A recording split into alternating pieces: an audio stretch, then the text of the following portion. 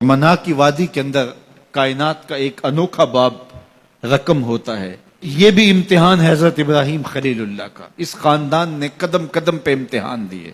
پہلے اولاد نہیں ہے، یہ صدمہ سہا. پھر اولاد ہوئی تو کہا وادی غیر ذی زرع میں چھوڑا.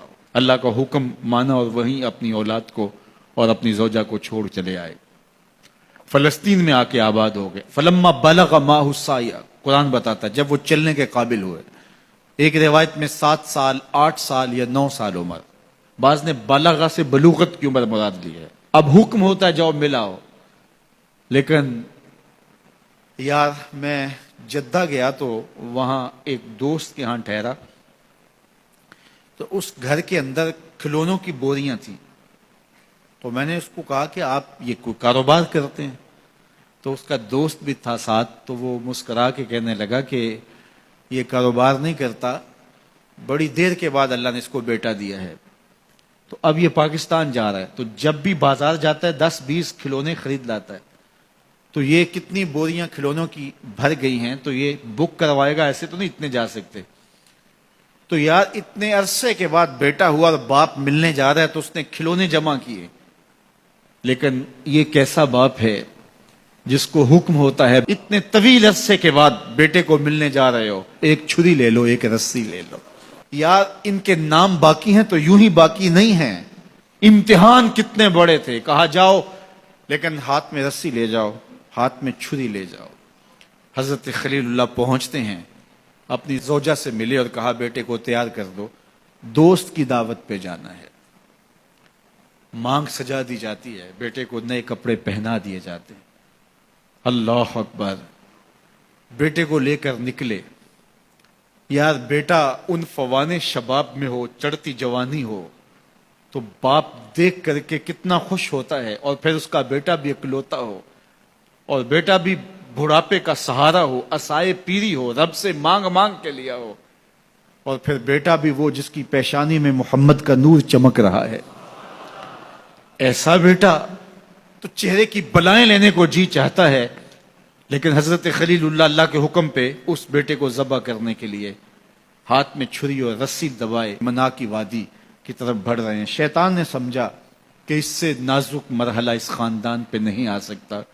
حضرت حاجرہ کے پاس پہنچا. پتہ ہے شہزادے کدھر گئے ہیں؟ کہا ان کے باپ لے گئے ہیں دوست سے ملاقات کروانے کے لیے. کہا نہیں، وہ ان کو ذبح کرنا چاہتے ہیں. کہا سوچ کے بات کر، وہ باپ ہے ذبح کرے گا؟ کبھی باپ بھی بیٹے کو ذبح کرتا ہے اور بے قصور ذبح کرے گا؟ میں جانتی ہوں کتنی آہ سحرگاہی کا نتیجہ ہے وہ بیٹا. اللہ سے کتنی رو رو کے دعائیں مانگی اور وہ فرزند ملا. کہا وہ اللہ کا حکم سمجھتے ہیں. تو حضرت حاجرہ نے کہا ظالم تو کہیں شیطان تو نہیں؟ اگر رب کا حکم ہے، میری گود میں ایک اسماعیل ہے، کاش 1000 اسماعیل ہوتا، راہ خدا میں قربان کر دیتے. اسماعیل علیہ السلام کے پاس شیطان پہنچ رہا. اسماعیل پتہ ہے تیرے باپ تمہیں کدھر لے جا رہے ہیں؟ کہا کہ کدھر؟ کہا کہ وہ ذبح کرنے لے جا رہے ہیں. کہا تم سوچ کے بات کرو. ان کی آنکھوں کی چمک نہیں دیکھی؟ میری طرف دیکھتے ہیں تو لگتا ہے کہ ان کی آنکھوں سے شہد ٹپکتا ہے اور وہ مجھے ذبح کر دیں گے. کہا اللہ کا حکم سمجھتے ہیں. کہا اچھا. کہا ہاں. کہا اسماعیل کے وجود میں ایک جان ہے، کاش میرے ایک ایک بال میں جان ہوتی اور راہ خدا میں قربان کر دیتا.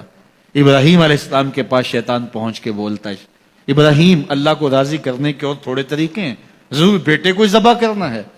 تو وہ بھی کنکر اٹھا کے مارتے ہیں اور شیطان کو راستے سے ہٹا کے منزل کی طرف بڑھتے ہیں. قرآن نے وہ سارا منظر بیان کیا ہے. فلما بلغ ماہ السعی، باپ بیٹے کے پاس آیا اور کہا بیٹا میں نے خواب دیکھا ہے کہ میں تجھے ذبح کر رہا ہوں. فانظر ماذا تری، بتا تیری رائے کیا ہے. بیٹے پر سختہ طاری ہو جاتا، آنکھیں پھٹی کی پھٹی رہ جاتی. باپ کیا بول رہا ہے؟ لیکن یہ فیضان نظر تھا یا کہ مکتب کی کرامت تھی. سکھائے کس نے اسماعیل کو آداب فرزند. اللہ اکبر. فرزند ہو تو اسماعیل ذبیح اللہ جیسا. فانظر ماذا تری، بتا تیری رائے کیا ہے. بیٹا خاموشی اختیار کر لیتا. السکوت من الرضا، تو سکوت بھی رضا سے ہے، اس کی خاموشی بھی رضا مانی جاتی. اور جب اس طرح کی سراسیمگی کی کیفیت ہو تو خاموشی ہی رضا ہوتی ہے. بیٹا کہتا ٹھیک ہے آپ ذبح کر لیجئے.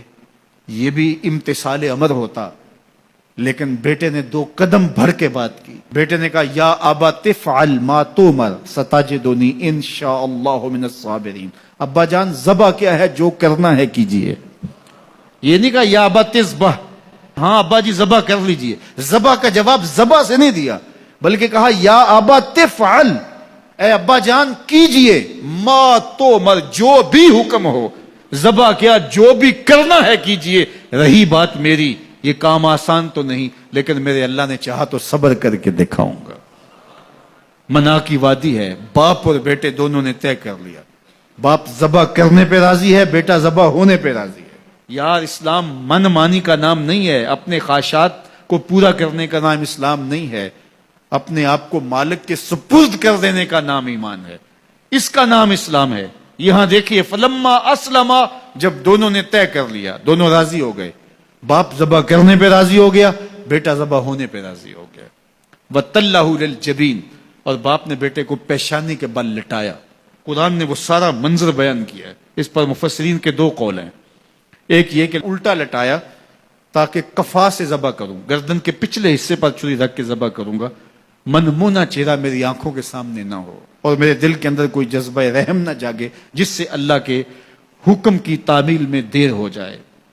اور دوسرا معنی یہ کیا کہ آپ جانور قربانی کے لیے جو ذبح کرتے ہیں تو اس کی گردن کو بل دے کے اس کی پیشانی کو زمین پہ لگا دیتے ہیں تاکہ یہ رگیں تن جائیں اور ذبح کرنے میں آسانی ہو. حضرت اسماعیل کی معصوم گردن کو بل دے کر کے ان کی پیشانی پتھر کے ساتھ جوڑی گئی. وَتَلَّهُ لِلْجَبِينِ، پیشانی کے بل یوں لٹایا گیا کہ گردن کھل جائے اور بیٹے کو ذبح کرنا آسان ہو.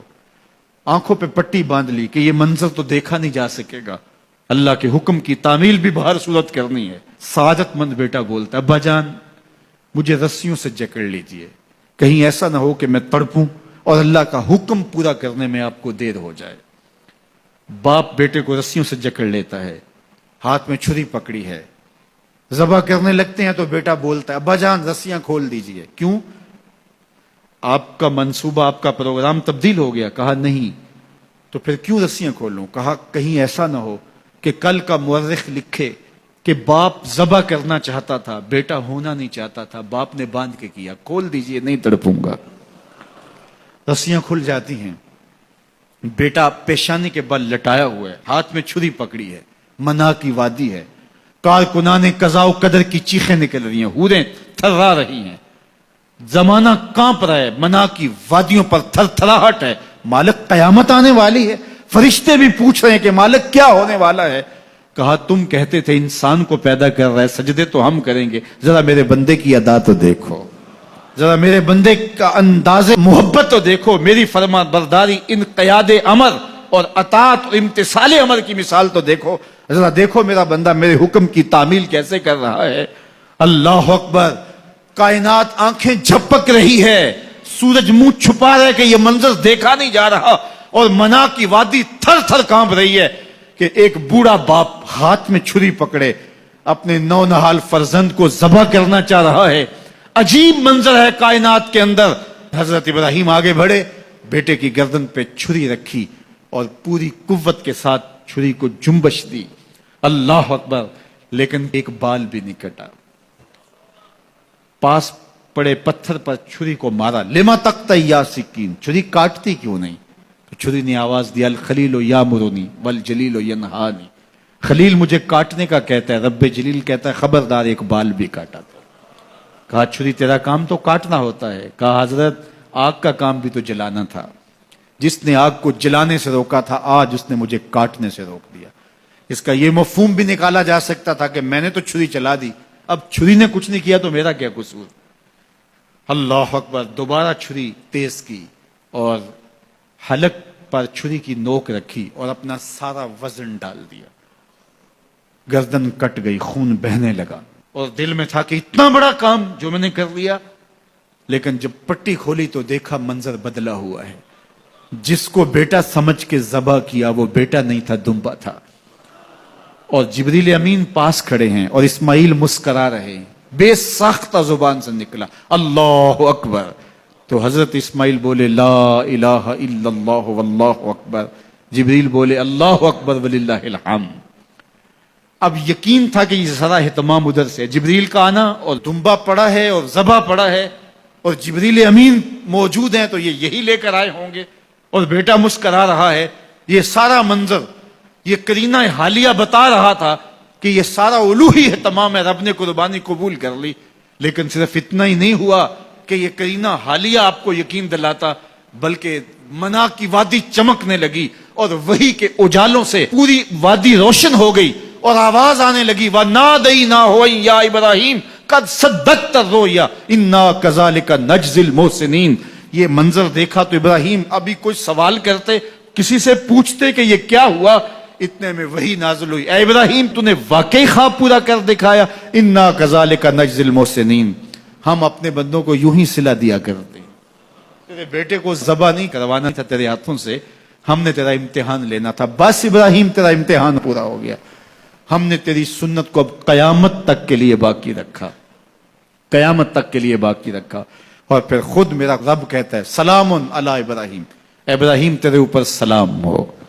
اللہ اکبر۔ منا کی وادی کے اندر حج کے موقع پر 40 لاکھ حجاج ہیں، تو کچھ شیوخ عرب کے اور باقی عمراء مخیر سعادت مند لوگ 100 قربانیاں بھی پیش کرتے ہیں، تو کروڑوں قربانیاں منا کی وادی میں ذبح ہو رہی ہوتی ہیں اور حدود حرم میں، اور بے ساختہ زبان پہ نکلتا ہے سلام علی ابراہیم۔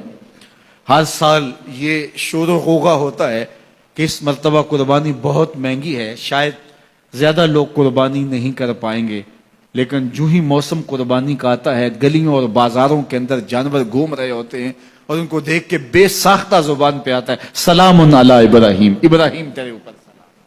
تو یہ کتنا بڑا امتحان تھا، کتنی بڑی آزمائش تھی، لیکن اس آزمائش سے سرخرو نکلے، نمبر بھی پورے 100 حاصل کیے، کامیاب اور بامراد اور کامگار ہوئے۔